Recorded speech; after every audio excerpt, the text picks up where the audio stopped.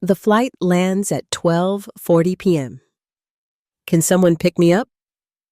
I stared at my phone, the group text to my family hanging in digital silence for longer than it should have. My hand trembled slightly, whether from the medication or the anxiety I couldn't tell anymore. The Milwaukee airport bustled around me, travelers rushing to reunions while I sat alone. 4 weeks post-op from a surgery that had given me a 65% chance of seeing another Christmas. When my phone finally vibrated, the responses cut deeper than the surgeon's scalpel had. "We're too busy today. Just call an Uber," wrote Laura Bennett, my daughter-in-law of 16 years, the woman whose children I had raised while she climbed the corporate ladder at Beacon Therapeutics. Then my son Mark, my only child. "Why don't you ever plan anything in advance?" "Mom," I felt something crack inside me. Not my recently repaired heart, but something far more vital. 28 days ago, I'd kissed my grandchildren goodbye before flying to Milwaukee for experimental surgery, telling everyone it was just a minor procedure to spare them worry.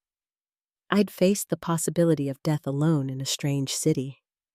Signed waivers, acknowledging the risks, and woken up in blinding pain with no family members' hand to hold. And now I couldn't even get a ride home from the airport. My fingers hovered over the keyboard.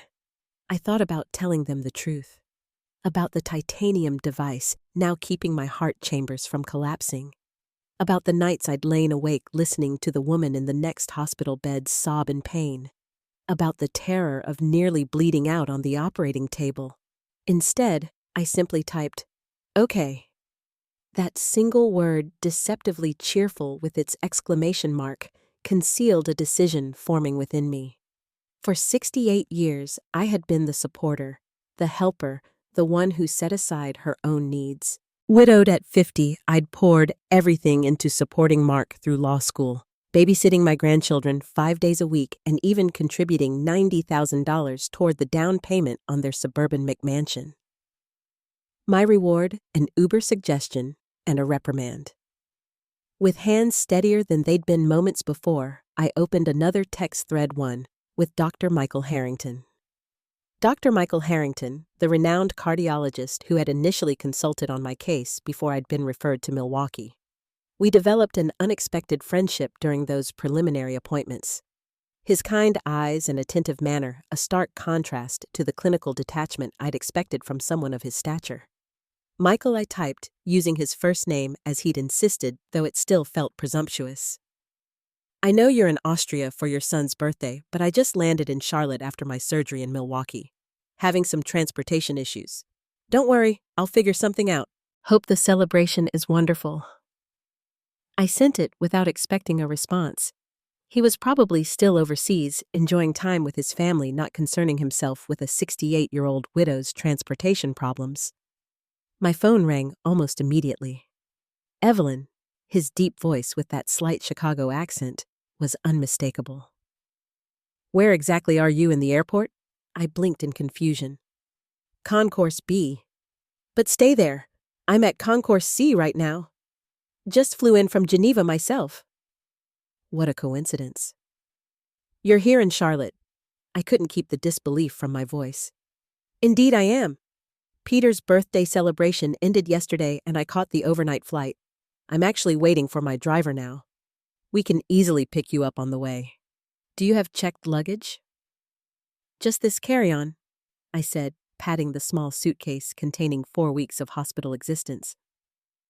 "But Michael, I can't impose." "Evelyn," he interrupted gently, "you've just had major cardiac surgery.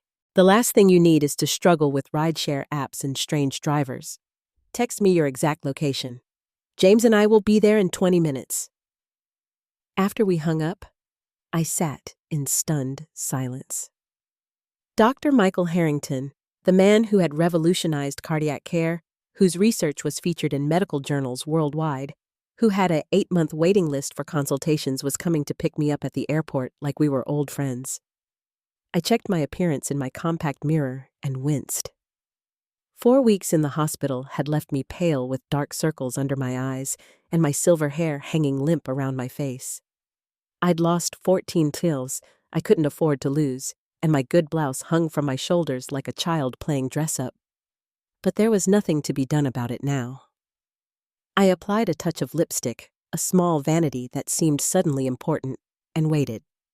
True to his word, 20 minutes later, a sleek black Bentley pulled up to the curb outside. The driver, an elegant older man in a crisp uniform, emerged and approached me directly. "Mrs. Carter, I'm James. Dr. Harrington sent me to assist you."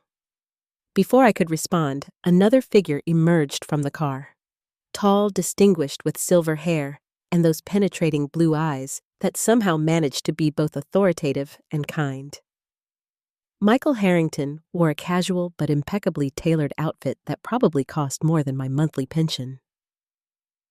"Evelyn," he said warmly, taking my hand in both of his. "I've been wondering how the surgery went. Midwest General has an excellent team, but I've been concerned." The genuine care in his voice nearly undid me after the coldness from my own family. To my horror, I felt tears threatening. Blinking them back, I summoned a smile. It went as well as could be expected. "I'm still here, aren't I?"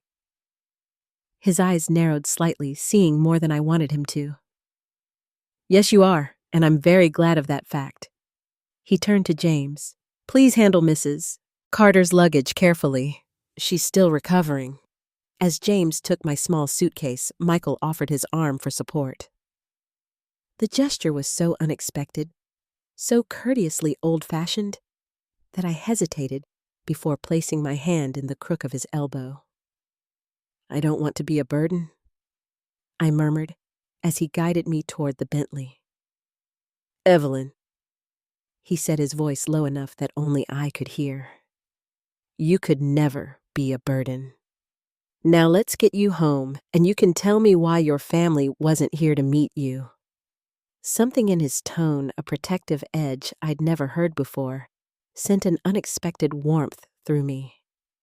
As James held the door open, I slid into the luxurious leather interior, wondering what my son and daughter-in-law would say if they could see me now. Little did I know that in a few hours, their frantic calls would be lighting up my phone, not out of concern for my health, but because they discovered exactly who had come to my rescue when they wouldn't. If this story of family neglect and unexpected connections has touched your heart, make sure to subscribe so you don't miss what happens next. Will Evelyn finally stand up to her ungrateful family? And what is the true nature of her relationship with the distinguished Dr. Harrington? The journey has just begun. The Bentley glided through Charlotte traffic like a ship through calm waters, insulated from the noise and chaos outside. James navigated with the confidence of someone who knew every shortcut and traffic pattern, while Michael sat beside me in the spacious back seat, a respectful distance between us. "You didn't answer my question," he said gently as we merged onto the highway. "About your family not meeting you." I smoothed an invisible wrinkle from my skirt. By time, how could I explain without sounding bitter or worse, pitiful? "They're busy people," I finally said. "Mark's a partner at Windsor & Cole. Now, Laura's leading some important pharmaceutical campaign at Beacon Therapeutics." Michael studied me with those penetrating blue eyes that seemed to catch every micro-expression, every evasion.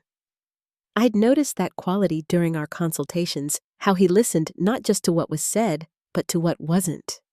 "I see," he replied, though his tone suggested he saw far more than I'd admitted, and they couldn't spare 30 minutes to pick up their mother after cardiac surgery. Put so bluntly, it sounded even worse than it was. I felt a sudden irrational urge to defend them. "It was last minute. I didn't give them much notice about my flight." "Because you didn't know when you'd be discharged," he countered smoothly. "That's how hospitals work. Surely they understood that." I turned to look out the window, watching the familiar landmarks of Charlotte pass by. I didn't exactly tell them it was cardiac surgery, I admitted quietly. I said it was a minor procedure. Evelyn, just my name, but filled with gentle reproof. "The experimental valve reinforcement you underwent is anything but minor." Why would you downplay something so serious? The question hung between us. Why indeed? The answer was complicated, tied to years of not wanting to be a burden, of making myself smaller to fit into the corners of my family's busy lives. They have their own concerns, I said finally. Laura's been trying to land some important partnership for Beacon Therapeutics. Mark's working on a big case. The kids have their activities. I didn't want to disrupt everything with my problems. Michael shook his head slightly. Your problem was life-threatening heart failure. That's not a disruption. That's a family emergency. His directness was both refreshing and unsettling. For years, I'd constructed elaborate justifications for my family's neglect, each one more hollow than the last. May I ask you something personal? He continued, his tone softening. I nodded, though apprehension fluttered in my chest. Do they know who I am? Your family. The question surprised me. I mentioned consulting with you initially. Yes, Laura was quite interested, actually. I hesitated, remembering her sudden attention when I'd mentioned Michael's name. She works in pharmaceutical public relations. I think your endorsement means a lot in her industry. Something shifted in his expression, a tightening around the eyes, a slight compression of his lips. Ah. And did she ask you to make an introduction? She hinted at it. I admitted feeling suddenly uncomfortable. But I wouldn't impose on our professional relationship that way. He smiled, then the tension dissipating. Our relationship has evolved beyond purely professional. I think we've had, 10 or 11 conversations about everything from cardiac health to Italian opera. I consider you a friend, Evelyn. Friend? The word warmed something long cold inside me. When had I last made a new friend? Not an acquaintance, not someone's mother or someone's neighbor, but a person who chose my company for its own sake. I consider you a friend too, I said softly, which is why I wouldn't use that friendship for Laura's professional gain. He reached over and briefly touched my hand, a gesture so unexpected that I nearly gasped. His fingers were warm, the touch light, but somehow anchoring. Your integrity is refreshing, he said. Now, tell me about the surgery. Did Dr. Mercer use the titanium mesh reinforcement or the newer polymer blend? For the remainder of the drive, we discussed my procedure in detail, Michael explaining aspects the Midwest general doctors hadn't fully clarified. His ability to make complex medical concepts accessible without condescension was remarkable, another facet of this multidimensional man I was still discovering. As we approached my modest suburban home, I felt a strange reluctance. The thought of returning to my empty house, to the silence and solitude that had been my constant companions since Robert died 18 years ago, suddenly seemed unbearable after these moments of connection. Would you like James and me to help you get settled? Michael asked, as if sensing my hesitation. You shouldn't be lifting anything yet, and there may be some things you need from the store. That's very kind, but I couldn't impose further. It's not an imposition, he interrupted firmly. In fact, I insist. Doctor's orders. The authoritative tone made me smile despite myself. Well, if it's doctor's orders, James pulled into my driveway and immediately came around to open my door, offering his arm with the same courteous formality as his employer. Michael followed with my suitcase, and together they escorted me to my front door like a royal entourage. Inside, I was acutely aware of how the house might appear to someone like Michael. My furniture was well maintained, but dated the decor, modest and practical. Nothing like the elegant sophistication I imagined in his own home. Yet he moved through my space with genuine appreciation, commenting on a watercolor Robert and I had purchased on our 20th anniversary, asking about a quilted throw my grandmother had made, while James disappeared to the grocery store with a list Michael had imperiously dictated. You need proper nutrition for recovery, not whatever convenience foods are in your freezer. The doctor insisted on making tea in my kitchen. I hope you don't mind, he said, finding cups and saucers with surprising ease. I find ritual comforting after medical procedures. My mother always believed a proper cup of tea could cure anything short of a severed limb. The normality of watching this distinguished man moving about my kitchen steeping tea as if we'd done this 100 times before created an intimacy that made my breath catch. Or perhaps that was just my healing heart, adjusting to new rhythms. When my phone began vibrating insistently on the counter, I glanced at it with irritation, then froze. 52. Missed calls, 36 text messages, all from Mark and Laura. Is something wrong? Michael asked, noting my expression. I stared at the screen in confusion. I'm not sure. My family suddenly seems very eager to reach me. As I unlocked the phone, a new notification appeared, a social media alert. With growing disbelief, I opened it to find a photo posted by Michael an hour ago.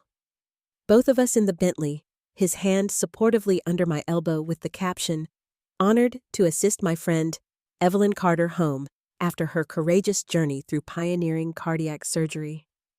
A remarkable woman with extraordinary resilience." The post already had thousands of likes and comments, including one from Laura.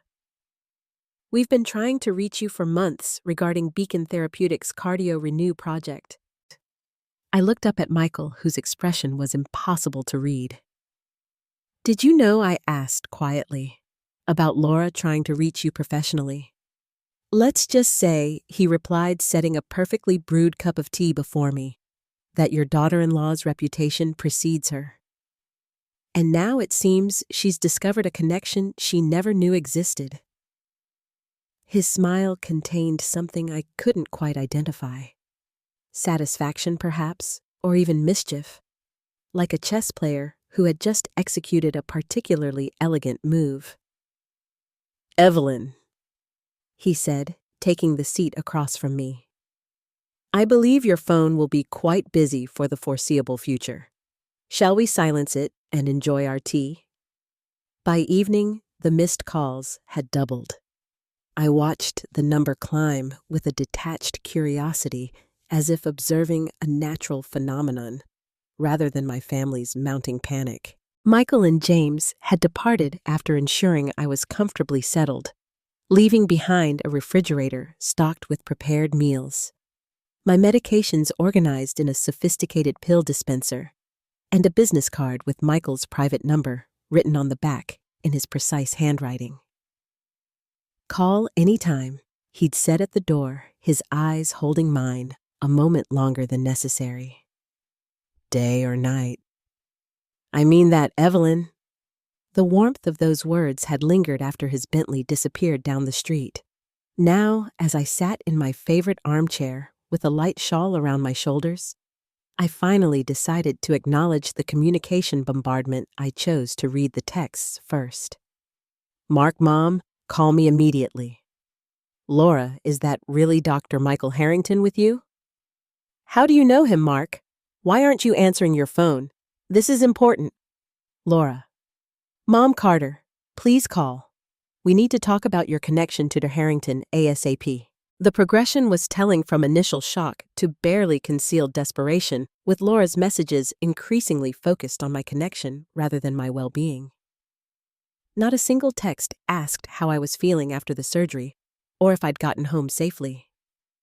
When the doorbell rang sharp and insistent, I wasn't surprised. The confrontation was inevitable. I just hadn't expected it so soon. I opened the door to find Mark and Laura on my porch, both still in their work clothes, their expressions a study in controlled agitation. Laura's perfectly highlighted hair and immaculate makeup couldn't conceal the calculation behind her eyes, while Mark's forced smile did little to mask his tension. Mom, he exclaimed with manufactured concern. We've been trying to reach you for hours. Why didn't you call us back?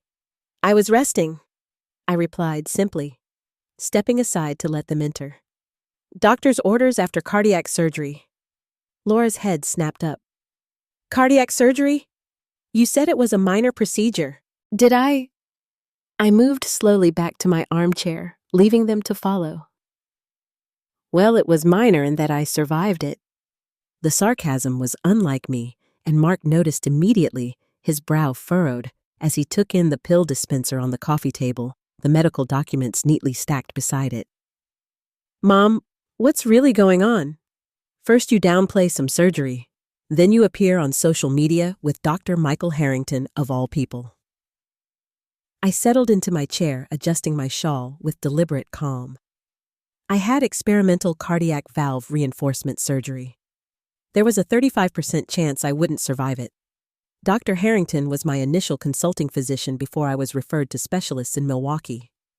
The blunt disclosure hung in the air. Laura recovered first, sliding onto my sofa with practiced elegance. "Why didn't you tell us it was so serious?" she asked, her voice modulated to convey concern, though her eyes kept darting to the pill dispenser, as if it might contain clues about Michael. "Would it have mattered?" I countered quietly. "You were too busy to pick me up from the airport after knowing I'd had surgery. Would knowing it was high risk have changed anything?" Mark at least had the grace to look ashamed. Of course it would have. We would have been there if we'd known. "Would you?" I interrupted, surprising myself with my directness. "The way you were there for my knee replacement last year when you visited for 15 minutes between meetings, or the way you were there when I had pneumonia by sending flowers rather than checking on me in person."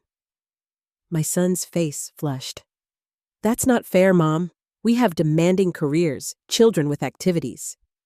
"Yes, careers and children that benefited greatly from my constant support." I finished for him. The same support that apparently doesn't extend both ways. An uncomfortable silence fell. Laura, ever the strategist, changed tactics. "Dr. Harrington seems very attentive," she observed, feigning casualness. "You never mentioned you were such close friends." Here it was. The real reason for their visit, not concern for my health, but access to Michael. I felt a cold clarity settle over me. "We became acquainted during my consultations," I said simply. "He's a compassionate physician who takes genuine interest in his patients. Compassionate enough to pick you up from the airport personally in his Bentley." Laura pressed, leaning forward. "That seems beyond professional courtesy." Perhaps he simply recognized that I needed assistance when my own family did not. The words were quiet, but landed with precision. Mark shifted uncomfortably. "Mom, about the airport. We should have been there." "I'm sorry." His apology, while seemingly sincere, came far too late, and for transparent reasons. I merely nodded in acknowledgement. So Laura continued, unable to contain herself any longer. "How well do you know Dr. Harrington exactly?" His endorsement could transform Beacon Therapeutics' new cardiovascular drug program. I've been trying to reach him for months. And there it was, the naked ambition behind their sudden attention. Not my surgery, not my well-being, but what I could potentially provide access to. "Well enough that he chose to help me today," I replied carefully. "Beyond that, our relationship is private." "Private?" Mark echoed, confusion evident. "Mom, what does that mean?" I smiled slightly, remembering Michael's hand on mine in the car, the warmth in his eyes as he'd said goodbye. "It means that some things aren't for professional leveraging, Laura. Some connections have value beyond networking opportunities." Laura's perfectly composed facade cracked slightly.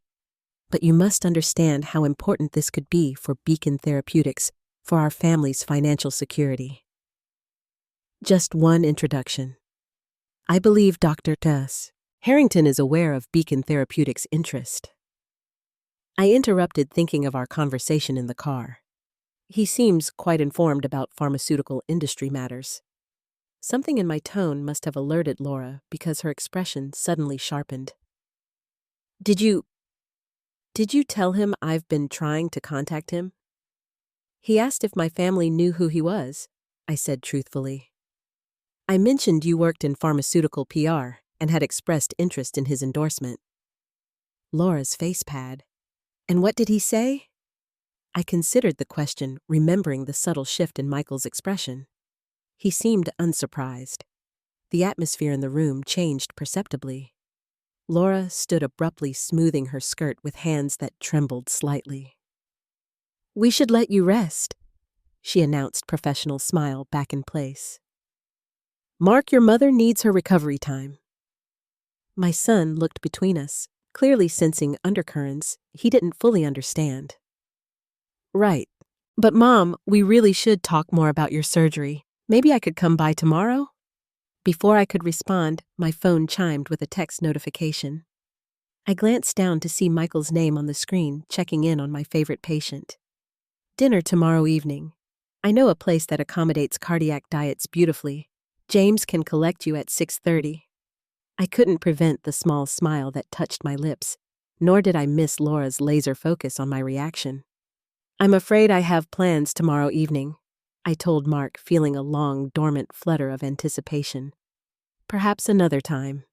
As they finally departed with promises to check in soon, I watched from my window as they engaged in intense conversation in the driveway, Laura gesticulating emphatically while Mark nodded. Only after their car disappeared did I allow myself to read Michael's message again, my finger hovering over the response button. Was this merely a doctor checking on a patient, a friend offering support, or something else entirely? Whatever it was, for the first time in years, I felt like more than just someone's mother or grandmother. I felt like Evelyn again, a woman with her own identity, her own possibilities. I typed my reply. I'd be delighted. 6:30 p.m. works perfectly. I stood before my bedroom mirror, assessing my reflection with critical eyes. The black dress purchased 4 years ago for a law firm gala I'd attended as Mark's +1 when Laura was out of town was the most elegant item in my wardrobe. Still, it felt woefully inadequate for dinner, with a man who probably owned homes on multiple continents. Was this even a date? The question had plagued me all day. Michael's invitation could easily be interpreted as a doctor checking on a patient or a friend offering distraction during recovery. Yet something in his manner, in the way his gaze had lingered when we parted, suggested possibilities I'd long ago filed away as no longer relevant to my life. At 68, with a freshly repaired heart and silver hair, I'd stopped coloring 6 years ago. Romance seemed an absurd consideration. And yet the doorbell chimed precisely at 6:30. I took a steadying breath, applied a final touch of the coral lipstick that Robert had always said brought out the warmth in my complexion, and made my way to the door. James stood on my porch, impeccable in his uniform. "Good evening, Mrs. Carter. The doctor is waiting in the car." "Thank you, James." I retrieved my wrap and small evening purse, locking the door behind me. The Bentley sat in my driveway like an elegant visitor from another world. As James opened the rear door, I caught sight of Michael inside, dressed in a perfectly tailored dark suit that made my breath catch slightly. "Evelyn," he said warmly as I slid into the seat beside him. "You look absolutely lovely."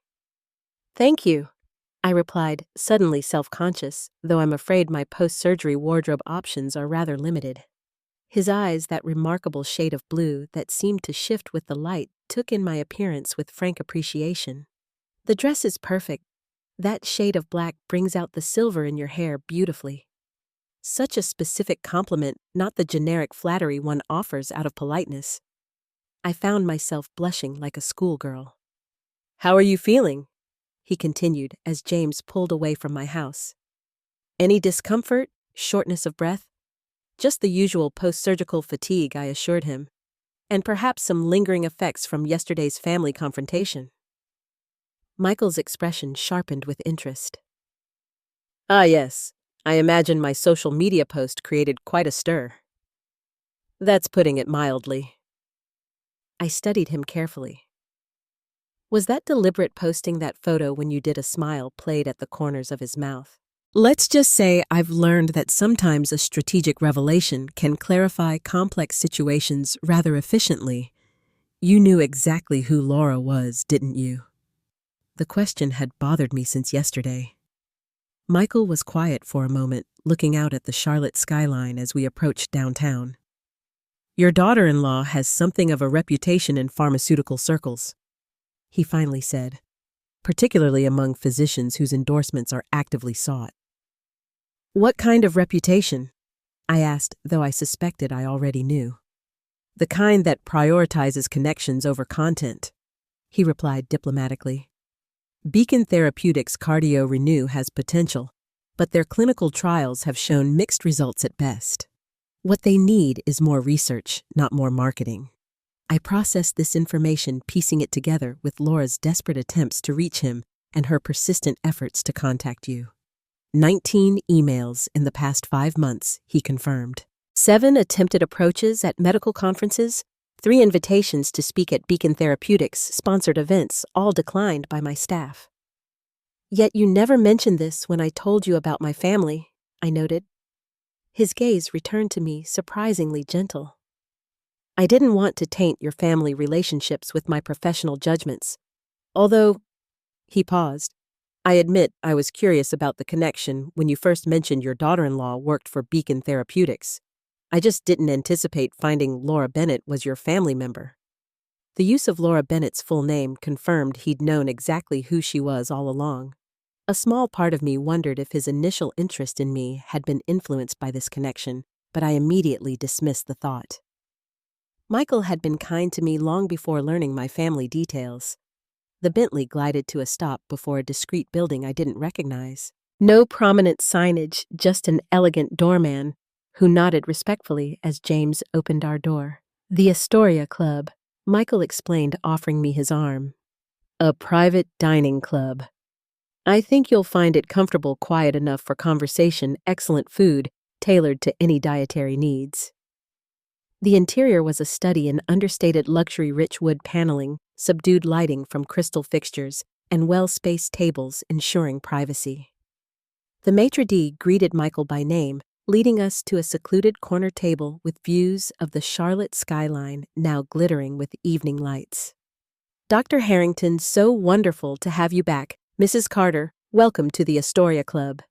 I noted with interest that no explanation of my relationship to Michael seemed necessary. Was I assumed to be a patient, a colleague, something else entirely? Once seated, Michael ordered for both of us with a confidence that should have felt presumptuous but somehow didn't. A selection of heart-healthy options that still managed to sound delicious, paired with a non-alcoholic sparkling beverage that arrived in champagne flutes. To new beginnings, he said, raising his glass in unexpected connections. I touched my glass to his, studying the distinguished face across from me. At what my daughter-in-law would call a mature 71, Michael Harrington bore his age with the confidence of a man who had accomplished much and regretted little. The lines around his eyes spoke of both laughter and concentration, his hands of skilled work and precise movements. May I ask you something personal? I ventured after we'd begun our first course. Of course. Why did you respond to my text yesterday? You must have dozens of patients with far more serious conditions than mine. He considered the question thoughtfully. Do you know what attracted me to cardiology? Evelyn? The apparent non sequitur caught me off guard. No, I don't. The heart is remarkable, resilient, yet vulnerable, constantly adapting, utterly essential, yet often taken for granted. His gaze held mine. In my 42 years of practice, I found that people with the strongest hearts, physically speaking, are not always those with the most meaningful lives. And those with damaged hearts often possess the greatest capacity for genuine connection. And which category do I fall into? I asked, my voice softer than intended. You, he replied without hesitation, are that rare case of physical vulnerability and emotional strength coexisting in perfect balance. From our first meeting, I sensed you carried others' burdens without complaint, gave without expectation of return. Yet yesterday, seeing how your family responded to your needs, he paused. Let's just say professional interest evolved into personal concern. I'm not looking for pity, I said quickly. Pity? He looked genuinely surprised. Evelyn, what I feel for you is the furthest thing from pity imaginable. The intensity in his eyes made me look away, focusing instead on the glittering city beyond the window. After Robert died, I'd packed away certain expectations along with his close romance partnership, the particular joy of being truly seen by another person. To feel those possibilities stirring again was both exhilarating and terrifying. Tell me about your son, I said, deliberately changing the subject. The one whose birthday you attended in Austria? If Michael noticed my deflection, he graciously allowed it, launching into stories about Peter, a humanitarian architect designing sustainable housing in developing countries. As he spoke, I caught glimpses of the father behind the distinguished physician, proud, supportive, deeply invested in his child's happiness, without attempting to control his choices. So different from my own relationship with Mark, where my support had always been expected, but rarely acknowledged my opinion, solicited only when convenient.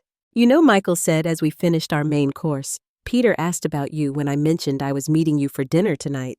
This surprised me. He asked about me, but he doesn't even know me. Cranberry orange scones, she announced, setting the box on my kitchen counter. Your favorite. I accepted the coffee she handed me. Decaf.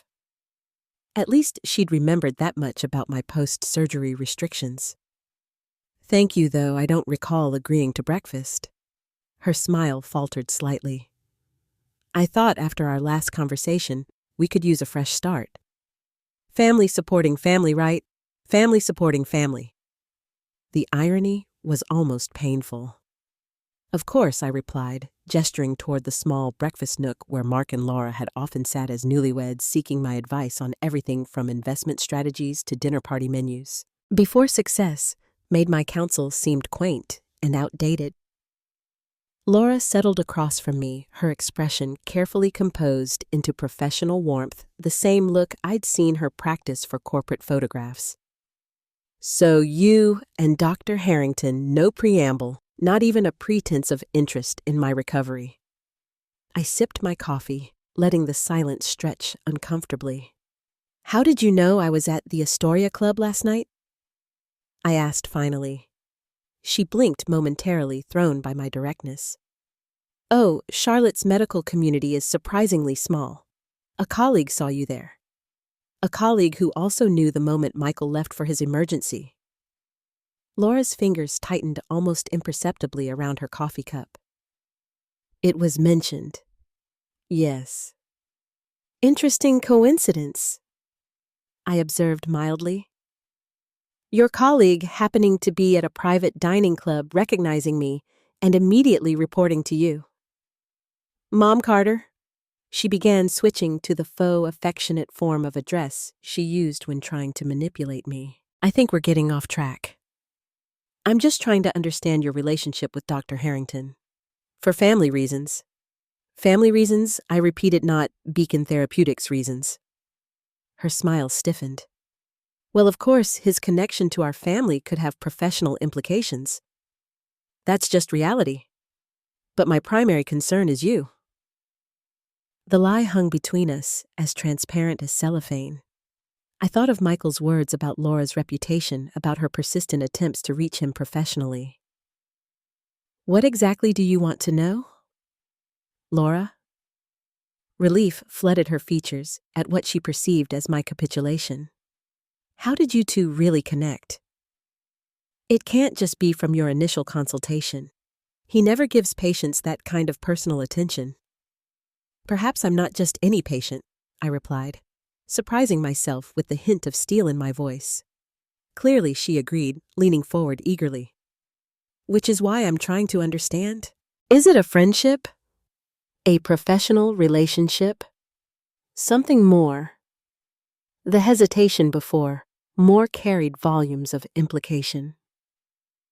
I thought of Michael's kiss on my cheek, the warmth in his eyes when he looked at me.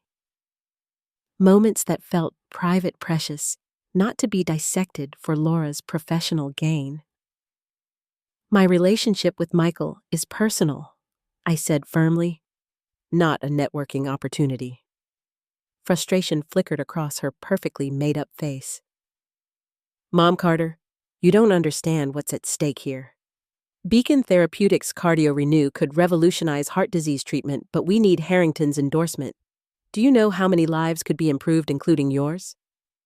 Interesting, I murmured.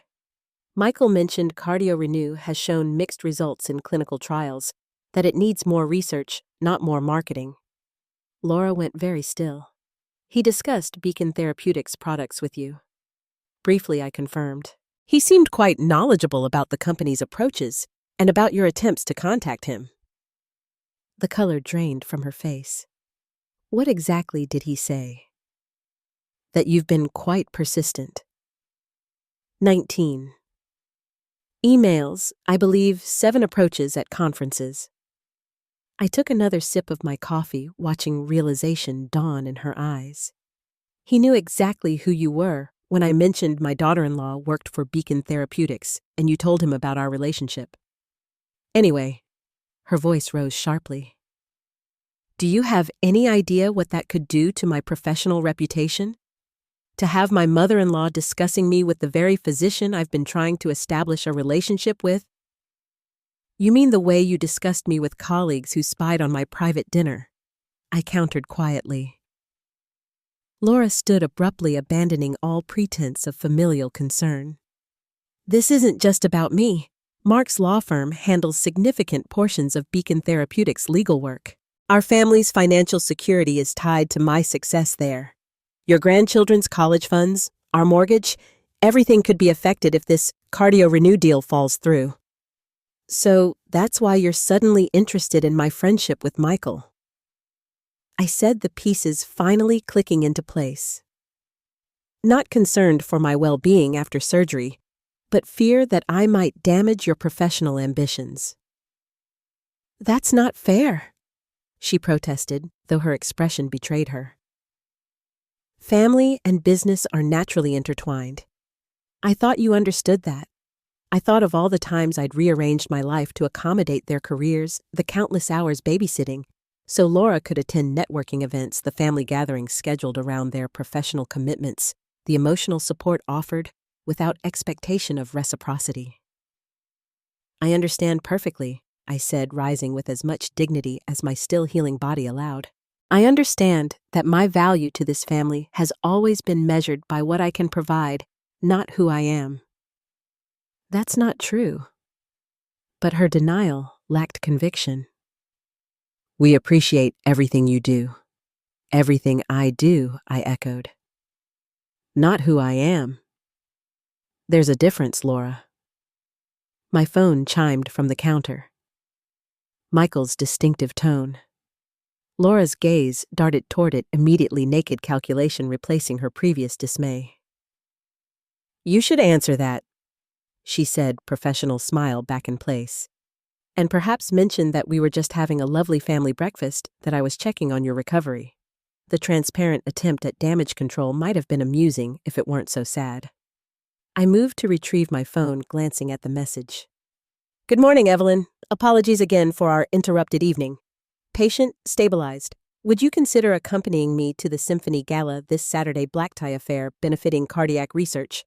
James can help with arrangements if you're interested. A formal event in public as Michael's companion.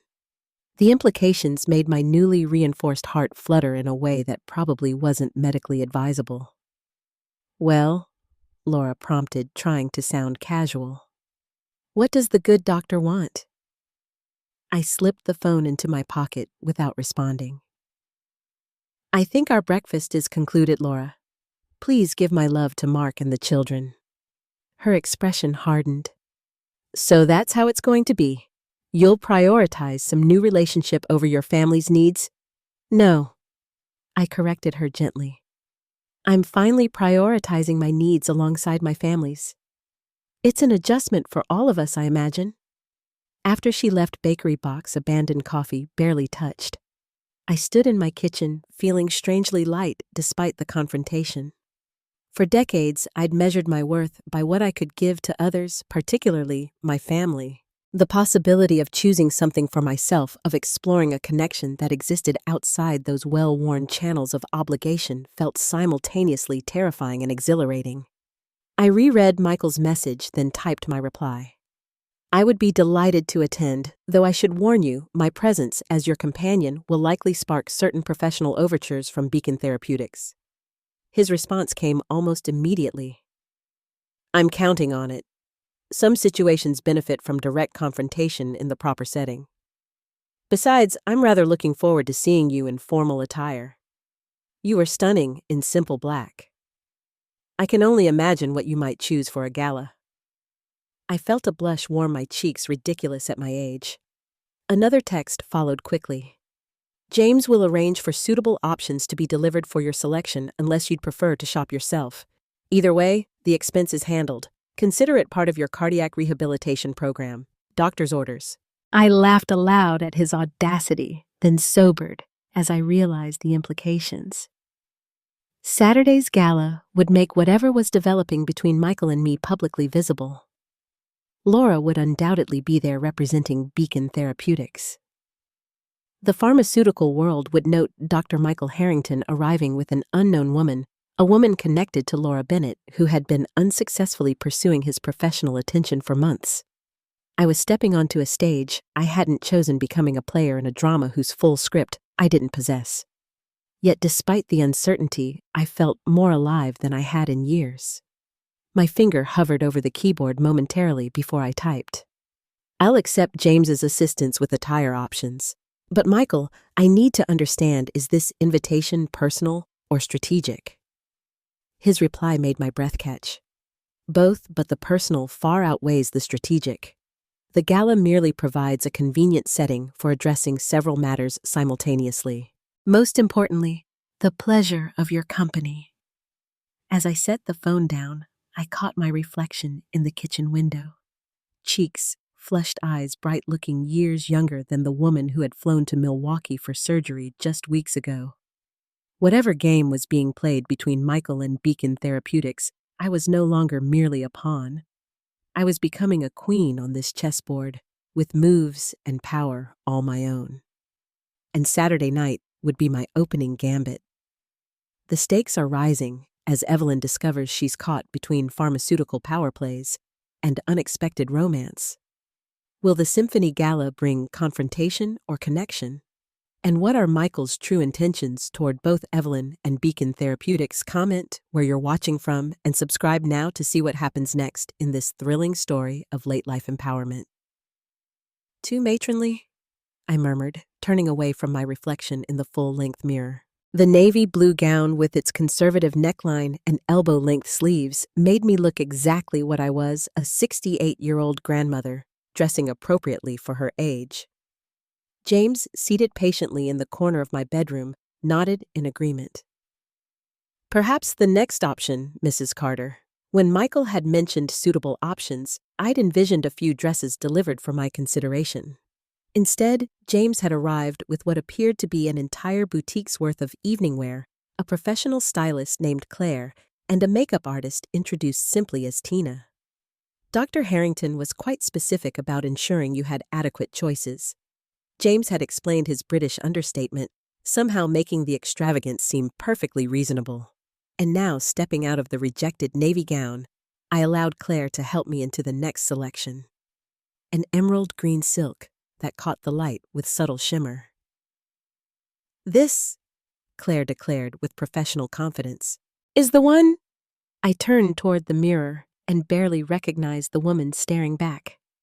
The dress wasn't revealing in the conventional sense, no plunging neckline or daring slits, but its sophisticated cut and rich color transformed my silver hair from merely aging to striking. The draping fabric skimming over my post-surgery frame with elegant forgiveness.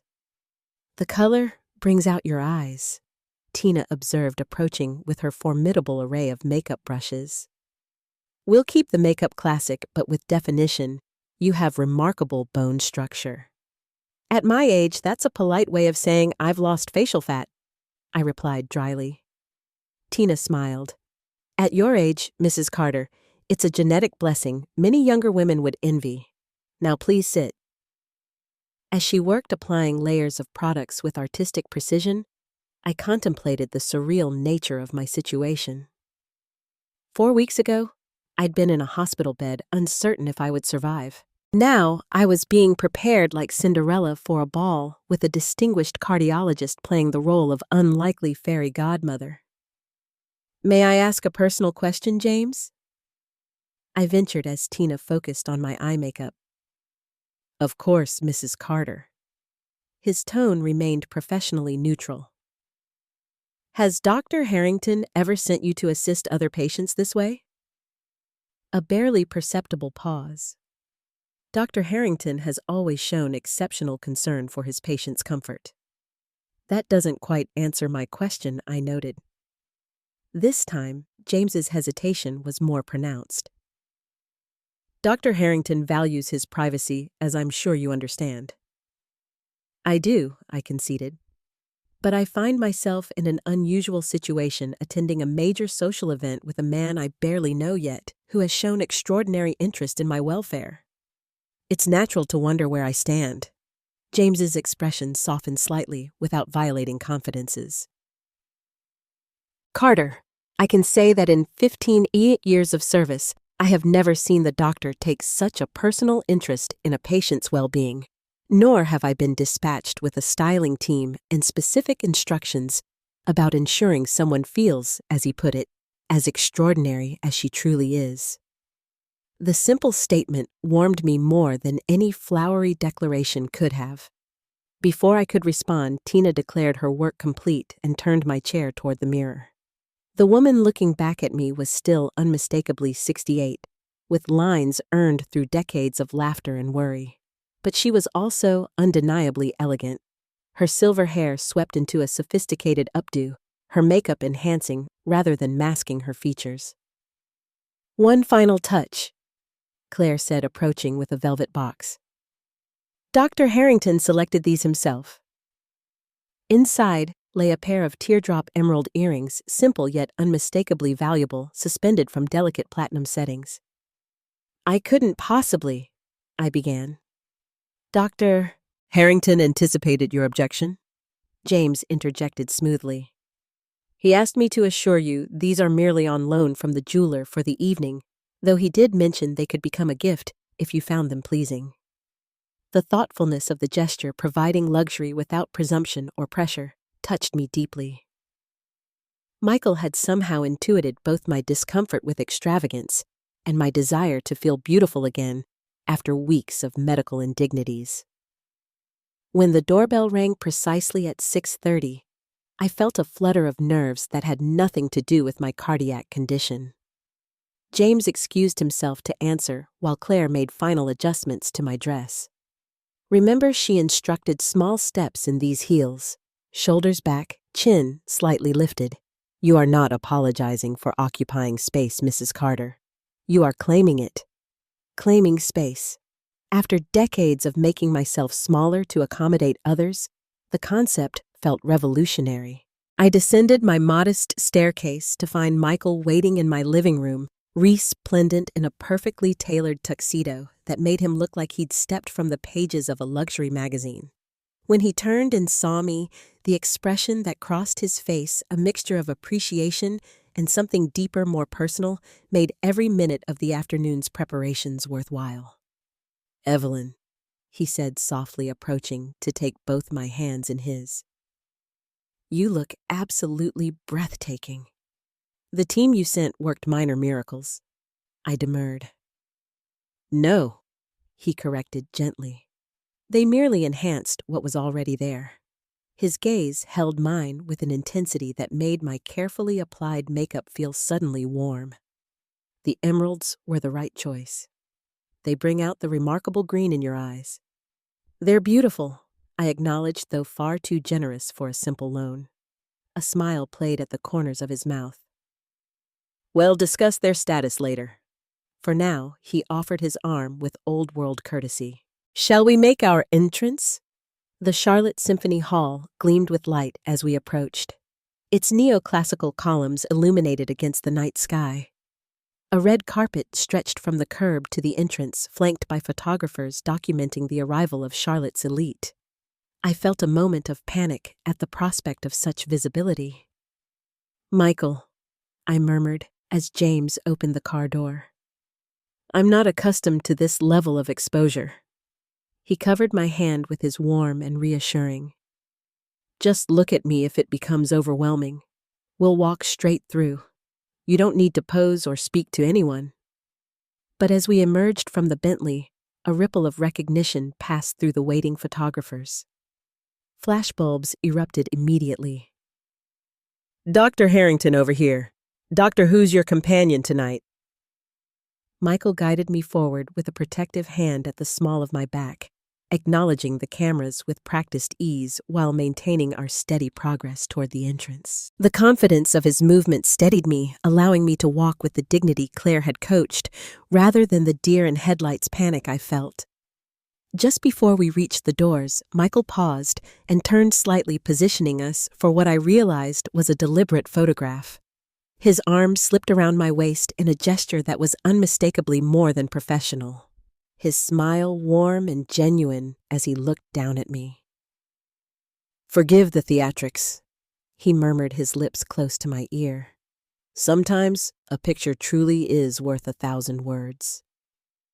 Inside, the grand foyer buzzed with Charlotte's social and business elite in formal attire, champagne flutes glinting under crystal chandeliers. Michael guided me through the crowd with practiced ease, stopping occasionally to exchange greetings with colleagues who eyed me with undisguised curiosity. He introduced me simply as Evelyn Carter, my guest this evening, offering no explanation of our connection. The ambiguity clearly intrigued his acquaintances, whose speculative glances followed us as we moved through the room. Everyone is wondering who I am, I observed quietly. Let them wonder, he replied, a hint of mischief in his eyes. Curiosity is good for the soul and for your reputation, arriving with an unknown woman of a certain age. His expression sobered. Evelyn, my reputation is built on 42 years of medical excellence, not social appearances. Besides, he paused, his gaze sweeping the room before returning to me with surprising intensity. I'm rather enjoying watching Charlotte society try to categorize what they're seeing between us. And what exactly are they seeing? I asked, suddenly bold. Before he could answer, a voice cut through our moment of connection. Dr. Harrington, what an unexpected pleasure. Laura stood before us, resplendent in a designer gown that probably cost more than my monthly pension, her professional smile firmly in place. Beside her, Mark looked uncomfortable in his tuxedo. His expression caught between embarrassment and calculation as he looked between Michael and me. Mrs. Bennett? Michael replied with perfect courtesy, though I noted he used Laura's formal name rather than any warmer greeting. Mr. Carter, good evening. Dr. Harrington, we had no idea you'd be attending with family. Laura continued smoothly, emphasizing the last word while extending her hand. What a delightful surprise! As Michael took her hand briefly, I caught the flash of triumph in Laura's eyes. She had achieved in this moment what months of professional pursuit had failed to deliver.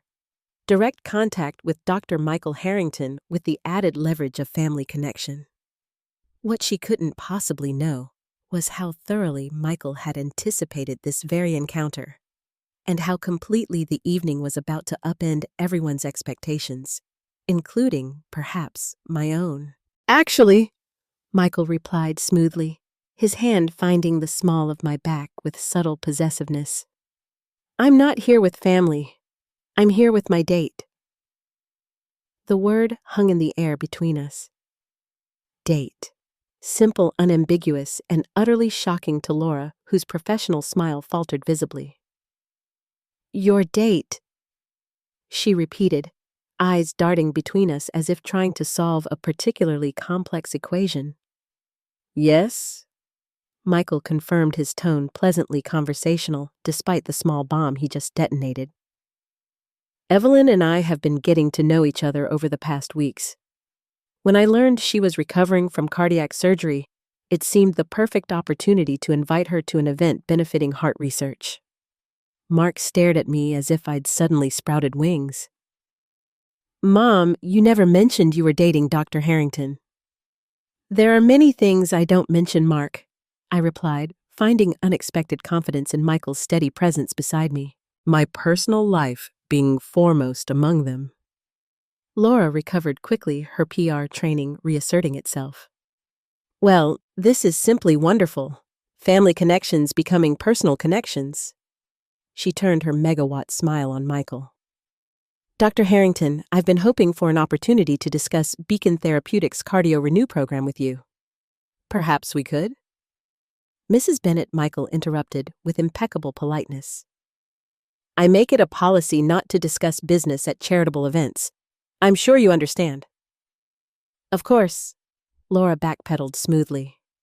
Though as family now, we're not family?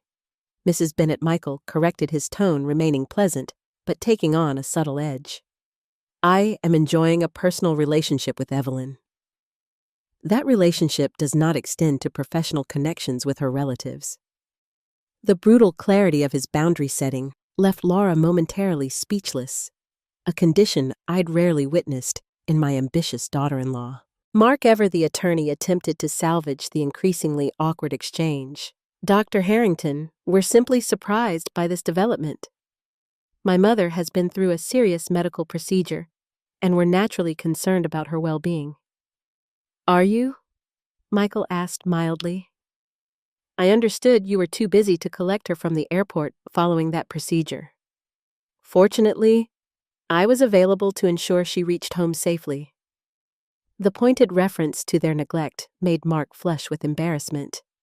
Before he could respond, a silver-haired woman in a stunning red gown approached our group. Michael, darling, the board members are asking for you. Something about the donation announcement. She turned to me with genuine warmth.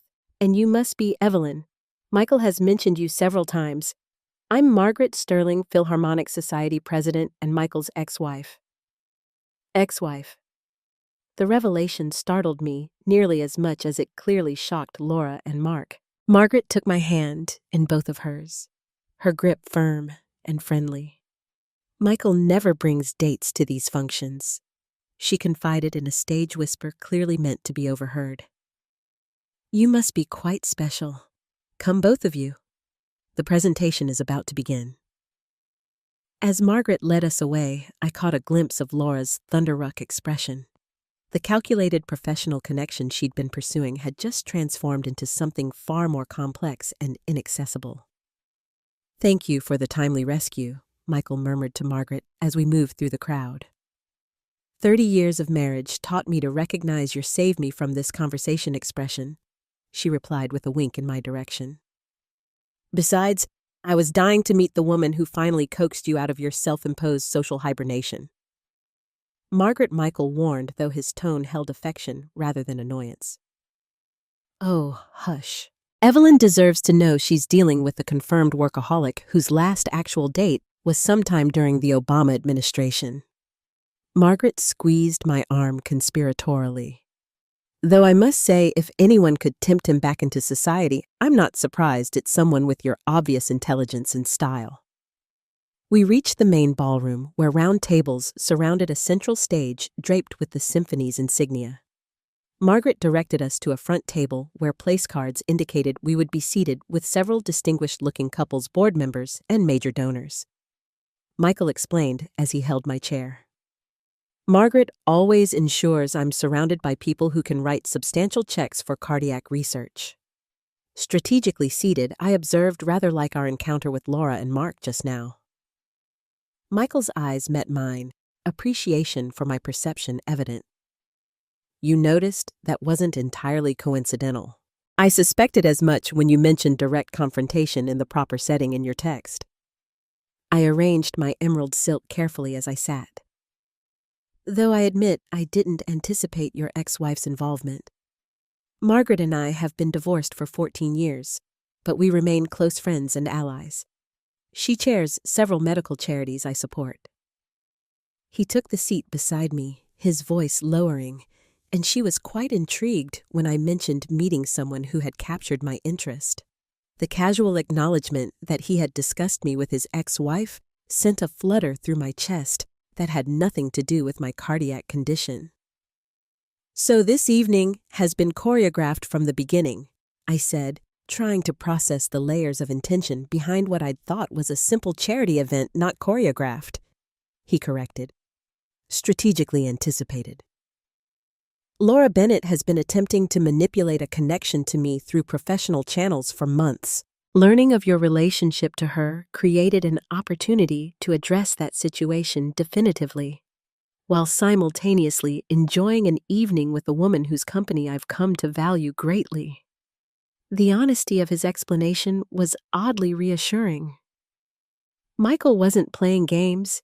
He was simply accustomed to operating several moves ahead in both his professional and personal life.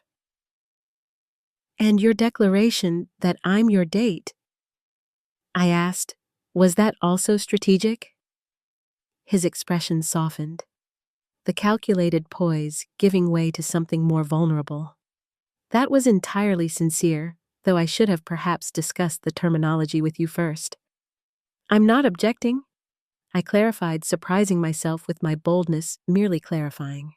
The smile that spread across his face, then genuine warm, almost boyish in its pleasure, transformed his distinguished features into something far more approachable. "In that case," he said, reaching to take my hand under the cover of the tablecloth, "allow me to formally request the pleasure of considering this our first official date, Evelyn Carter."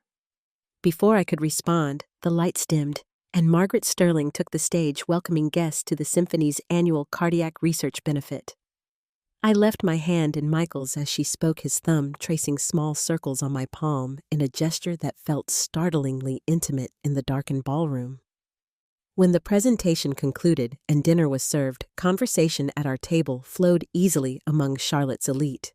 To my surprise, I found myself not an awkward outsider, but welcomed into discussions about arts funding, medical research, and even global politics.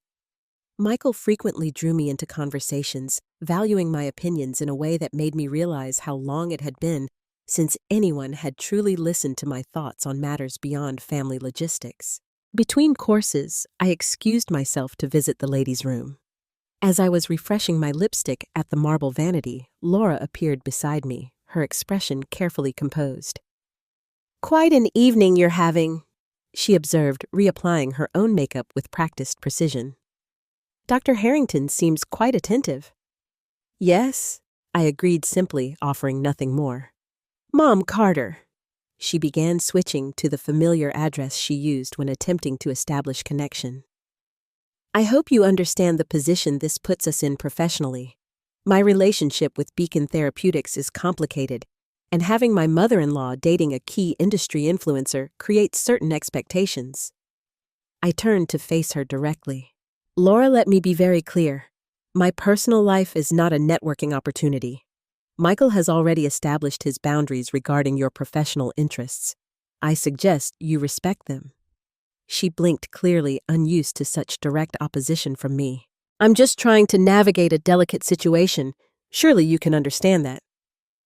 "What I understand," I replied, maintaining eye contact, "is that for years, my value to this family has been measured by what I could provide: childcare, financial support, emotional labor. Now that I've developed a connection that exists entirely outside those parameters, your primary concern is how to leverage it for your benefit." Color rose in her cheeks. "That's unfair. We care about you." "Do you?" I interrupted gently. "When was the last time you asked about my recovery, my pain levels, my medication schedule? When was the last time you visited just to see how I was feeling, rather than to discuss Michael?" Her silence was answer enough. "I'm not angry, Laura." I continued, softening my tone. "I'm just finally recognizing patterns I've enabled for too long." Whatever develops between Dr. Michael Harrington and me is separate from my relationship with you and Mark. I hope you can respect that distinction. As I turned to leave, Laura's voice stopped me smaller and more genuine than I'd heard in years. He really likes you, doesn't he? It's not just, you're older, less polished, not the type of woman you'd expect to see with someone like him. I supplied without rancor. She had the grace to look embarrassed. I didn't mean, yes, you did. And it's all right. I adjusted my emerald earring, remembering Michael's appreciative gaze earlier. Sometimes the most valuable things aren't obvious at first glance in medicine and business and in relationships. I returned to the table to find Dr. Harrington in conversation with the Charlotte Symphony conductor about cardiac rhythms and musical time signatures. A discussion so perfectly aligned with both their interests that I couldn't help but smile. He looked up as I approached, his expression brightening in a way that made my heart flutter in defiance of all cardiac wisdom. As he rose to hold my chair, his hand brushed mine with deliberate intent. "Everything all right?" he murmured. "Better than all right," I replied, realizing with sudden clarity that it was true. "I think I'm finally learning to claim my space." The symphony's performance washed over me in waves of sound and emotion. Tchaikovsky's Romeo and Juliet, with its soaring themes of love battling against all odds. I had attended concerts with Robert in this very hall years ago, but tonight the music resonated differently, vibrating with new possibilities. I'd long ago filed away, as no longer relevant to my life. Michael sat beside me, his profile noble in the dim light, one hand resting lightly on the armrest between us. Occasionally, his fingers would brush mine, not by accident, I was certain, but with deliberate intent. Each small contact sent awareness shimmering through me, a sensation both exhilarating and terrifying at 68. When the final crescendo faded and the Charlotte Symphony Hall erupted in applause, he leaned close, his breath warm against my ear. The reception continues in the grand atrium. There will be dancing. Would you care to join, or would that be too taxing after your surgery? My cardiologist cleared me for light exercise, I replied with newfound boldness. I believe a waltz qualifies. His smile, private intimate, meant only for me, crinkled the corners of his eyes in a way that made him look younger and more approachable. Then may I have the honor of this dance, Evelyn Carter? The grand atrium had been transformed during the concert, its marble floors cleared for dancing, a small orchestra positioned on a raised platform at one end. Crystal chandeliers cast a golden glow over elegantly dressed couples, already beginning to sway to a Strauss waltz. Dr. Michael Harrington led me to the edge of the dance floor, his hand warm and secure at the small of my back. It's been some time since I've done this, he confessed. Medical conferences rarely feature ballroom dancing. It's been even longer for me, I admitted. Not since Robert's retirement party, and that was nearly 20 years ago. Then we shall be rusty together.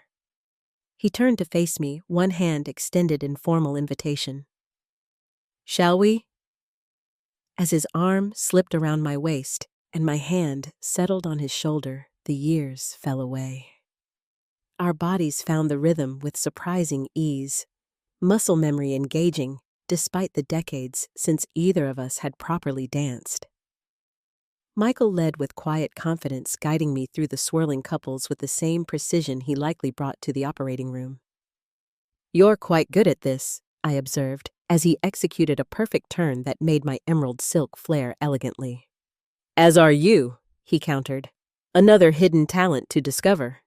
At my age, most talents are well established rather than hidden, I replied. His arm tightened slightly around my waist. I disagree. I suspect you have depths, yet unplumbed ones, you've set aside for far too long. The directness of his gaze made me glance away, suddenly aware of other couples watching us with undisguised curiosity. We're attracting attention. Good, he said simply. Let them see. See what exactly I asked, breathless. a distinguished cardiac surgeon dancing with a beautiful woman who happens to be recovering from groundbreaking cardiac surgery, a medical success story, and a personal delight all in one elegant package. The compliment delivered with such matter-of-fact confidence warmed me more than any excessive flattery could have. Michael spoke of my beauty not as something surprising despite my age, but as a self-evident truth requiring no qualification or explanation. As we circled the floor, I caught sight of Mark and Laura standing at the edge of the atrium. My son's expression was troubled, confused, as if witnessing something that challenged his fundamental understanding of the world. Laura's face was more complex calculation and reevaluation, clearly warring with lingering traces of disbelief. "Your family seems rather disturbed by our dancing," Michael noted following my gaze.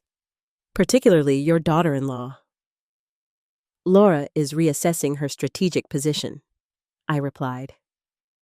"She's realizing that her carefully constructed professional approach has been outmaneuvered by forces she didn't anticipate, such as a genuine connection between two people that has nothing to do with pharmaceutical endorsements or career advancement."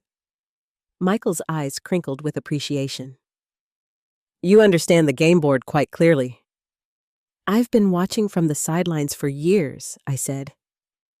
"Just because I wasn't playing doesn't mean I wasn't learning the rules." The music shifted to a slower tempo, and Michael drew me slightly closer, still maintaining perfect propriety, but creating a more intimate space between us. "And now that you've entered the game, I'm discovering I enjoy it more than I expected," I admitted. His thumb traced small circles where his hand rested at my waist, a gesture hidden from observers, yet electrifying in its intimacy. "And what of your partner in this particular match?" he asked. "He seems exceptionally skilled," I replied, matching his playful tone, "though his ultimate strategy remains somewhat mysterious." Dr. Michael Harrington chuckled, the sound vibrating through his chest, where our bodies nearly touched. "Perhaps his strategy is simply to enjoy each move for its own sake, rather than focusing solely on the endgame. The wisdom in this philosophy, so contrary to the calculated maneuvering it observed in Laura's professional life and Mark's legal career, struck me with unexpected force. How long had it been since I'd truly lived in the moment, experiencing joy without calculating its cost or anticipating its end? As the dance concluded, Michael kept hold of my hand, leading me toward the terrace doors. Some fresh air, perhaps. The spring evening is quite mild. The terrace overlooked the city skyline, Charlotte's towers glittering against the night. Only a few other guests had ventured outside, giving us relative privacy as we strolled to the stone balustrade. "You're trembling," Michael observed, immediately removing his jacket and placing it around my shoulders. The garment carried his scent, subtle cologne, fine wool, and something uniquely him that I couldn't name, but found inexplicably comforting. "Just a slight chill," I lied. In truth, I was trembling from the evening's emotional intensity, the public declaration of our connection, the confrontation with Laura, the intimacy of dancing after so many years of solitude. Michael studied me with the careful assessment of a physician. "Perhaps we should call it an evening. Your recovery is still progressing, and I wouldn't want to overtax you." "No," I said quickly, surprising myself with my vehemence. "I'm fine, truly." His expression softened. "Nevertheless, a physician knows when to end treatment before the patient experiences adverse effects. We've accomplished what we set out to do this evening," which was, I prompted. "To establish certain truths publicly," he replied. "That you and I have a personal connection independent of professional considerations. That your daughter-in-law's attempts to leverage family relationships for business advantage are unwelcome. And most importantly, he paused, his gaze holding mine with unexpected vulnerability, that a distinguished widow and a workaholic surgeon might find unexpected companionship in their so-called twilight years. The phrase so-called wasn't lost on me, his subtle rejection of the notion that our age somehow diminished the significance of what was developing between us. If we leave now, I ventured, what happens next? James drives you home, he said simply. I ensure you arrive safely to your door. As we turned to go back inside, Mark appeared at the terrace doors. His expression a mixture of determination and discomfort. Michael's hand found the small of my back in a subtle gesture of support. Mom, Mark began awkwardly. Laura and I are leaving soon. We thought we might drive you home. The offer was transparently strategic, an attempt to separate me from Michael, to reassert family connection over this new relationship they hadn't anticipated and clearly didn't understand. Before I could respond, Michael spoke. That's thoughtful, Mr. Carter, but unnecessary. James is waiting to drive Evelyn home whenever she's ready to leave. She's my mother, Mark countered, an edge entering his voice. Surely family takes precedence over whatever this is. The dismissive wave encompassing Michael and me ignited something long dormant within me, not just anger, but a fierce protective instinct toward this fragile new connection. I wasn't willing to surrender to my son's discomfort. Mark, I said, my voice steady and clear. Michael is my date this evening, and he will see me home. Please give my regards to Laura. My son stared at me as if I'd suddenly started speaking a foreign language. Mom, be reasonable. I am 68 years old, I replied calmly. I believe I'm capable of deciding who escorts me home from a social event, but your heart is functioning quite well, thank you. I interrupted lightly, both literally and figuratively. I softened my tone slightly. I appreciate your concern, Mark, but I'm not asking for permission or approval. I'm informing you of my decision. As Mark retreated in confused defeat, Michael's hand squeezed mine gently. Evelyn Carter, he murmured, you are remarkable. Under the starlit Charlotte sky wrapped in his jacket and my newfound assertiveness, I finally began to believe it might be true. James drove in comfortable silence as streetlights cast rhythmic patterns across the Bentley's interior. Michael sat beside me, not touching, but close enough that I could feel the warmth radiating from him. The evening's emotions, exhilaration, anxiety, defiance, hope, had left me simultaneously exhausted and more alert than I'd felt in years. Penny, for your thoughts, Michael said softly as we turned onto my quiet suburban street. I'm not sure they're worth that much, I replied with a small smile. Just processing everything that happened tonight. Any regrets? Michael's question held genuine concern rather than insecurity. I considered carefully before answering, only that I didn't stand up to Mark sooner. Years sooner, perhaps, Michael nodded thoughtfully. Family dynamics calcify over time. Breaking established patterns requires tremendous courage. Is that what I did tonight? Break patterns? Spectacularly so. His smile was warm with approval. You reclaimed your autonomy in full view of Charlotte society. Month 216. 06. As James pulled into my driveway, I noticed a light on in my living room that had definitely been off when we left. Michael noticed my sudden tension. Is something wrong? Someone's in my house? I said quietly. The light wasn't on when we left. Michael's expression shifted instantly to protective alert. James, wait here. Call security if we're not out in 5 minutes. He turned to me. Do you have any idea who it might be? Mark has a key, I replied, but he was still at the gala when we left.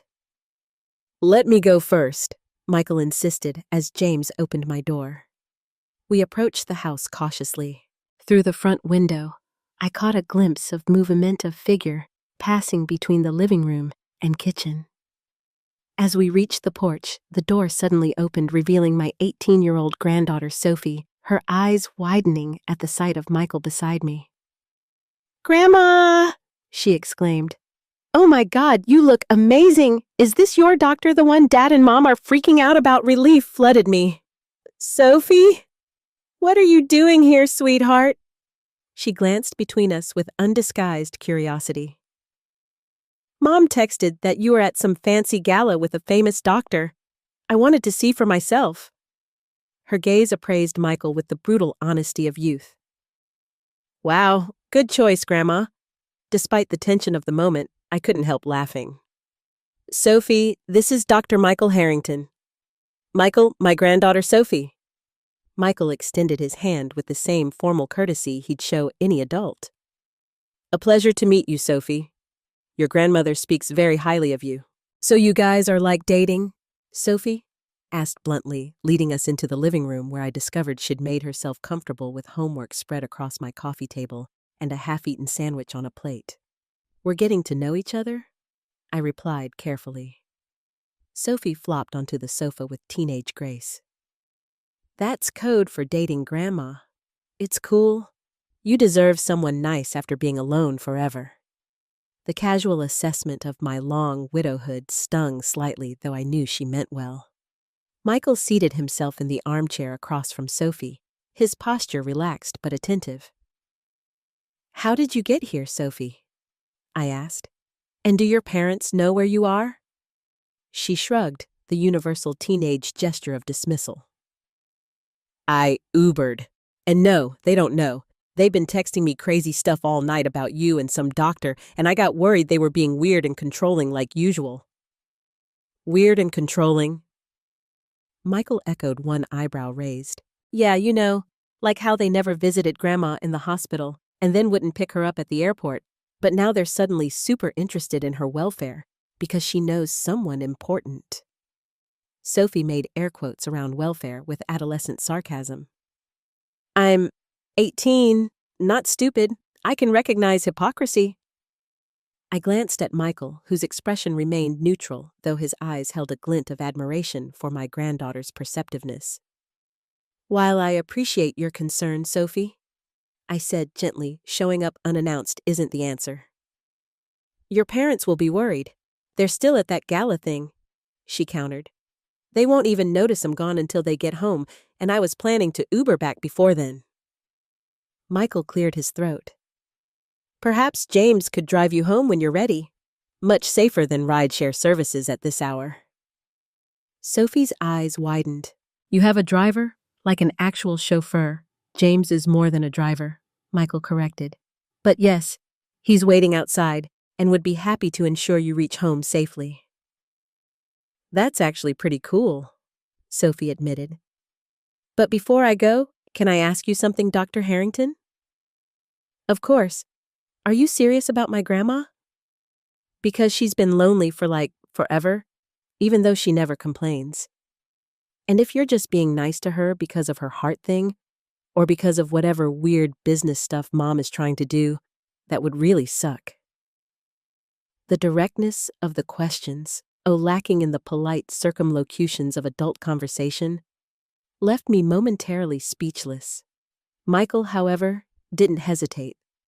"I'm entirely serious about my interest in your grandmother," he replied with matching directness. "Her medical condition brought us together initially, but our connection has nothing to do with her heart thing, as you put it, nor with your mother's professional ambitions."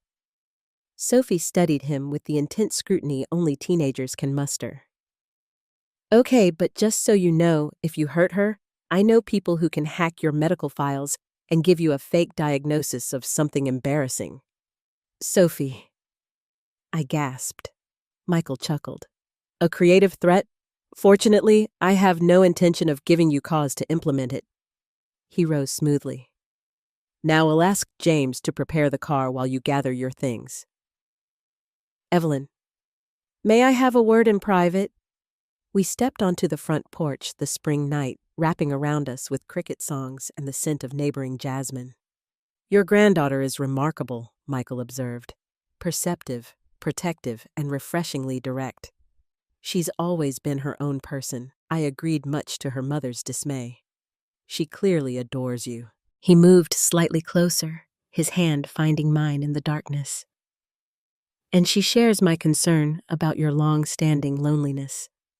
The simple acknowledgement of what had kept carefully hidden, the aching solitude of years spent giving without receiving, made my throat tighten unexpectedly. Michael, about tonight. It was just the beginning, Evelyn, he interrupted gently, if you'll allow it to be. In the soft porch light, his face held none of the calculation or strategy that had characterized parts of our evening, just openness, warmth, and something that looked remarkably like hope. I'd like that, I said softly. But my family situation is complicated. As you've seen, Mark and Laura won't simply accept this, whatever this is becoming. They don't need to accept it, he replied. They only need to respect it. And you? I asked, a realization striking me suddenly. You knew, didn't you? From the beginning, about Laura's professional pursuit of you, about my family's neglect. You orchestrated tonight deliberately. Michael didn't deny it. I recognized patterns that concerned me, your family's reaction to your surgery. Laura's persistent attempts to leverage connections rather than rely on scientific merit. When these patterns intersected, I saw an opportunity to address both simultaneously. By using me as a chess piece, the question held no accusation, merely curiosity. No, he corrected firmly. By offering you the chance to reclaim your position on the board as a queen rather than a pawn. The choice to accept that opportunity was entirely yours. Before I could respond, the front door opened and Sophie emerged, backpack slung over one shoulder. Your driver is super nice, Dr. Harrington, she announced. He offered to stop for ice cream on the way home, which is basically the fastest way to become my favorite person ever. Michael smiled. James has excellent judgment about ice cream and many other matters. As he escorted Sophie to the waiting Bentley, I watched from the porch, struck by how natural he seemed interacting with my teenage granddaughter, neither condescending nor trying too hard to seem cool, just treating her with the same respectful attention he showed adults. When he returned, he stood at the bottom of the porch steps, looking up at me with an expression that made my heart flutter in defiance of all cardiac wisdom. I should go, he said, though his tone suggested reluctance. You need rest after an eventful evening. Yes, I agreed, equally reluctant. He ascended 2 steps, reducing, but not eliminating the height difference between us. May I call you tomorrow? I'd like that. Another step bringing us almost eye to eye, and perhaps dinner later this week, Michael said softly. Something quieter than tonight's extravaganza. That sounds lovely. His hand reached up to gently touch my cheek, the contact sending warmth spreading through me. Evelyn Carter, you have thoroughly captivated me. Then, with exquisite gentleness, he leaned forward and pressed his lips to mine. A kiss so tender and respectful, yet unmistakably romantic, that it took my breath away. It lasted only moments, but in those moments, 18 years of widowhood seemed to evaporate like morning mist. When he drew back, his eyes searched mine with a question I answered by placing my hand over his, where it still rested against my cheek. Good night, Michael, I whispered. Thank you for a remarkable evening. The first of many, I hope, he replied, his voice carrying the same slight roughness I felt in my own. As the Bentley disappeared down my quiet street, I remained on the porch, fingers lightly touching my lips where the sensation of his kiss lingered. At 68, with a surgically reinforced heart, and decades of putting others' needs before my own, I had somehow stumbled into a second chance at romance. The question now was whether I had the courage to embrace it fully and weather the family storm that would inevitably follow. 4 weeks after the gala, I sat in my garden, morning sunlight warming my shoulders, as I read the latest medical journal Michael had recommended. My phone chimed with a text notification, Laura requesting a family dinner that evening at their home. The carefully worded message concluded with, "We need to discuss recent developments as a family." I smiled slightly at the corporate phrasing. In the weeks since the Charlotte Symphony event, my relationship with Michael had evolved with a pace that felt simultaneously measured and exhilarating. Quiet dinners at out-of-the-way restaurants, long conversations on my porch swing, and a Sunday drive to the mountains where he'd held my hand as we walked a gentle trail attentive to my still recovering stamina. Each encounter had deepened our connection while revealing new facets of the distinguished doctor, his dry wit, his passion for classical music, his surprising knowledge of poetry. 2 nights ago, our goodnight kiss had lingered beyond propriety, his arms drawing me close with a hunger that matched my own awakening desire. "Is this too fast?" he'd whispered against my hair. "Too much." "No," I'd replied, surprised by my own certainty. "It's exactly right." Now facing Laura's summons, I felt oddly calm. Whatever family discussion she had planned, I was no longer the accommodating mother-in-law desperate for inclusion at any cost. I texted back, "You'll be there at 6:30? Is there something specific we need to discuss?" I texted. Her reply came quickly. "Just family matters. Mark is concerned about recent changes in your life." Translation: They were staging an intervention about Michael. I dressed carefully that evening, choosing a sleek pantsuit in a deep teal that Michael had admired during our last dinner. The woman in the mirror looked remarkably different from the pale, uncertain figure who had landed at Milwaukee Airport just weeks ago. Color in my cheeks, confidence in my posture, and a spark in my eyes that had been absent for years. Mark and Laura's suburban Tudor-style home projected success and stability, perfect landscaping, luxury vehicles in the circular driveway, tasteful lighting, illuminating architectural features. I had contributed significantly to the down payment, a fact everyone politely avoided mentioning at family gatherings. Sophie opened the door before I could ring the bell, her face lighting up. "Grandma, you look amazing. Thank you, sweetheart." I hugged her, noting the suspicious absence of her younger brother. "Where's Noah's sleepover at Ethan's?" she replied, rolling her eyes. They didn't want him here for the serious family discussion, as if he's not part of the family. "Interesting," I murmured. So this was indeed the intervention I'd suspected. Laura appeared in the foyer, her hostess smile firmly in place. "Evelyn, you're right on time. We're having drinks on the patio." The formal use of my first name rather than Mom Carter signaled the evening's serious intent. I followed her through the house I'd visited hundreds of times, suddenly feeling like a guest rather than family.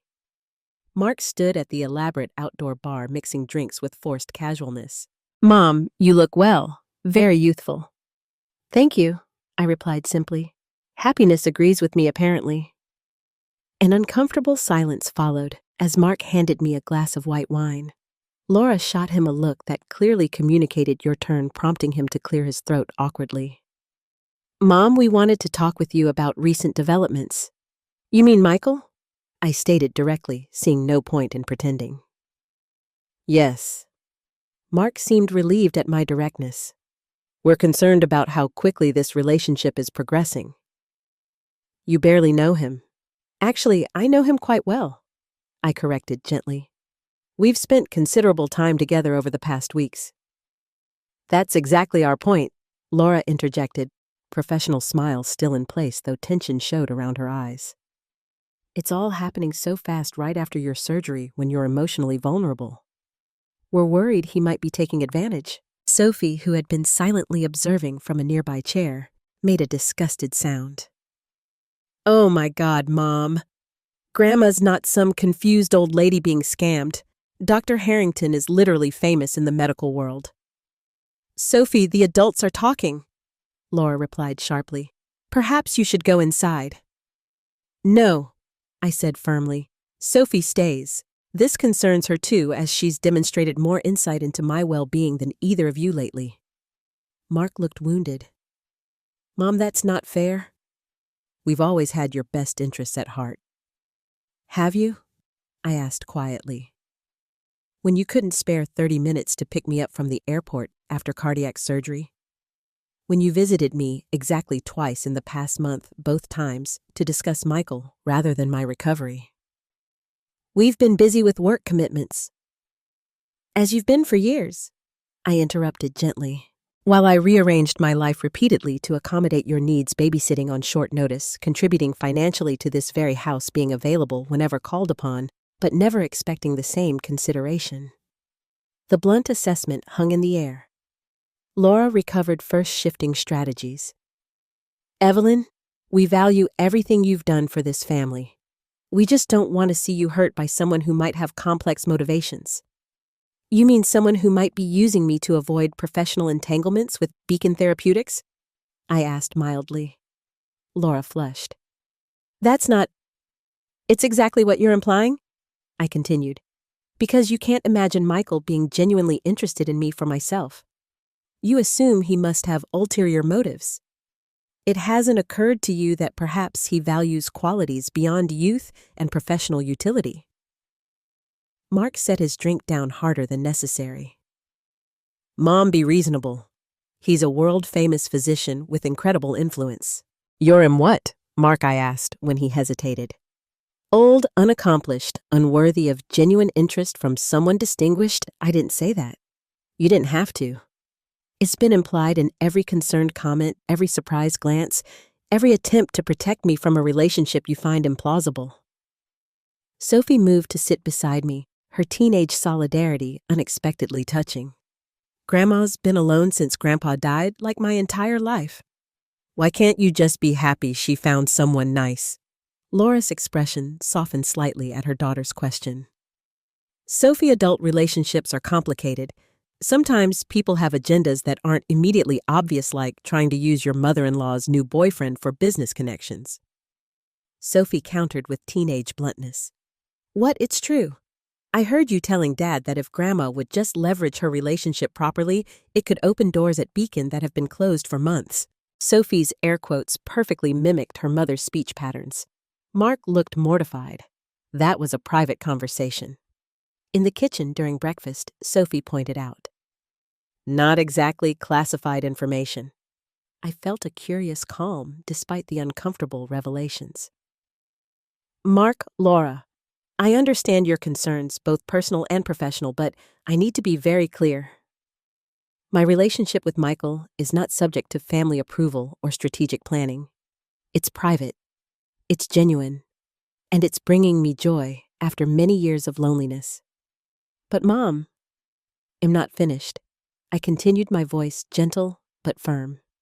For decades, I've structured my life around supporting this family. I've been available whenever needed, generous with my time and resources, uncomplaining when that support wasn't reciprocated.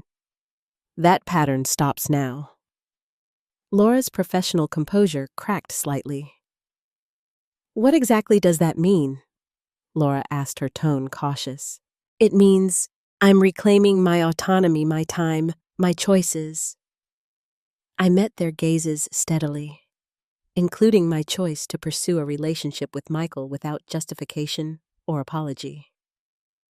And if we're concerned about that choice, Mark asked, his lawyer's instinct for negotiation surfacing. You're entitled to your concerns, I replied evenly. You're not entitled to manage my life based on them. I softened my tone. I will always love you both. You're my family. But love doesn't require submission to control disguised as concern. The silence that followed felt weightier than any that had preceded it. Laura stared into her untouched wine. Mark shifted uncomfortably. Sophie watched me with undisguised admiration. Finally, Mark spoke, his voice strained. We just don't want to lose you, Mom. The vulnerability in his tone, so rare from my achievement-oriented son, touched me deeply. Oh, Mark, you're not losing me. You're just meeting a version of me you haven't had to deal with before. The version that stands up for herself, Sophie supplied helpfully. Precisely. I reached for Mark's hand. I've spent 18 years defining myself as Robert's widow, your mother, the children's grandmother. I'm discovering there's more to me than those roles, and it's terrifying and exhilarating in equal measure. Something in my words seemed to reach Laura, whose carefully maintained facade softened into something more genuine.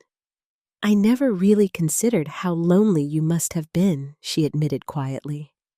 All these years I buried it beneath busyness, I acknowledged. Being needed by all of you gave purpose to my days, but Michael has reminded me that I'm not just a supporting character in other people's stories. I deserve a narrative of my own. And Dr. Harrington is part of that narrative now, Laura asked, professional assessment running beneath the personal question. Yes, I stated simply, though not in the way that might benefit Beacon Therapeutics. Laura had the grace to look embarrassed. About that, we don't need to discuss it further, I interrupted gently. Your professional ambitions are your concern. My relationship with Michael is mine. Those boundaries need to be respected moving forward. As if summoned by our conversation, my phone chimed with Michael's distinctive tone. I glanced at the screen to see his message. Thinking of you this evening. Call when you're free. A smile touched my lips involuntarily, drawing curious looks from my family. Him? Mark asked. Yes. I made no move to hide the screen or apologize for the interruption. Sophie broke the tension with teenage pragmatism. So, are we actually having dinner, or was this just scheduled for the intervention? Because I'm starving. Laura sighed momentarily, abandoning her perfect hostess persona. There's lasagna keeping warm in the oven. I suppose we should eat. As we moved inside, Mark hung back, touching my arm to delay me. Mom, I need to ask, are you happy? Really happy? The question, asked without agenda or judgment, for perhaps the first time in years, deserved complete honesty. Yes, I said simply. For the first time since your father died, I remember what it feels like to be fully alive, to be seen for myself, not just for what I can provide. His expression shifted through several emotions before settling on something resembling acceptance. Then I guess I need to get used to having Dr. Michael Harrington at family dinners. That would be nice, I replied, though not required. Michael and I are creating our own path, which may or may not always intersect with family obligations. That's going to take some getting used to, he admitted. For all of us, I agreed. Change usually does. Was 36, 41. Later that evening, as James drove me home, I called Michael as promised. His voice, warm and intimate through the phone, created an immediate connection despite the physical distance. How was the family dinner, he asked. Illuminating, I replied. They staged a concerned intervention about us. He chuckled, the sound sending pleasant shivers through me. And how did that go for them? Not as planned, I admitted. Though I think we reached a new understanding, or at least the beginning of one. I'm proud of you, he said softly.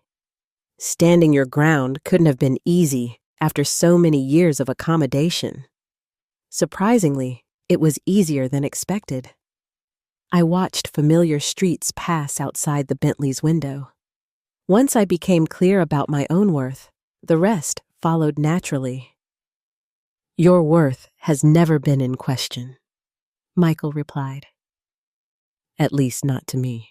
As James pulled into my driveway, I noticed a warm glow coming from my porch, not the automatic security light, but the soft illumination of candles, dozens of them arranged along the railings and steps, creating a pathway to my door where a tall figure waited. Michael! I gasped into the phone. Are you at my house? I may have prepared a small surprise, he admitted. I thought you might need something special after facing the family tribunal. James opened my door with a conspiratorial smile. Dr. Harrington arranged everything while you were out, Mrs. Carter. The candles are LED, no fire hazard. I approached my transformed porch in wonder, seeing Michael waiting with an expression of such tender anticipation that my heart, both literally and figuratively, stronger than it had been in years, swelled with emotion. "What is all this?" I asked as I reached him. "A celebration," Michael replied, taking both my hands in his. "Of courage, of new beginnings, of a remarkable woman who is finally claiming her rightful place in her own life story." As he drew me into an embrace that felt like coming home to a place I'd never been before, I realized that my surgical journey had healed far more than just my physical heart. It had cracked open decades of careful containment, allowing me to step into a life richer and more authentic than I'd believed possible. At 68, the diagnosis that had once terrified me had become unexpectedly the prescription for my rebirth. Evelyn Carter's journey from neglected mother-in-law to empowered woman came full circle as she finally claimed her right to happiness on her own terms. Thank you for following this story of late life transformation romance and the courage to start anew when society expects you to fade into the background. If you've enjoyed this journey of the heart, both literal and metaphorical, please subscribe, activate notifications, and share your thoughts in the comments below.